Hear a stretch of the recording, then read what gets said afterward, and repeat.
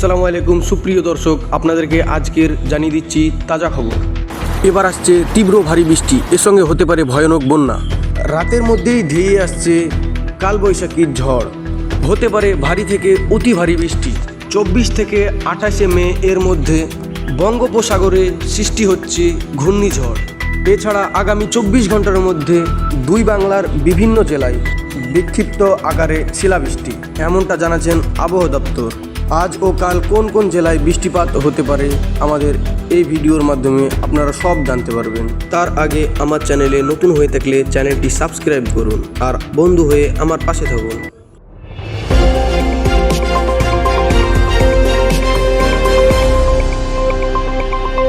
এইমাত্র জানা যাচ্ছে যে প্রত্যেকটা রাজ্যেতে এইভাবে বৃষ্টিপাত হওয়ার সম্ভাবনা রয়েছে।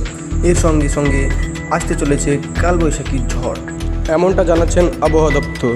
আজ ও কাল কোন কোন জেলায় বৃষ্টিপাত হতে পারে বিস্তারিত এই ভিডিওর মাধ্যমে আপনারা সব কিছুই জানতে পারবেন। আর হ্যাঁ, আমার এই ভিডিওটা কোন কোন জেলা থেকে দেখছেন সেটা কমেন্ট করে জানিয়ে দেন।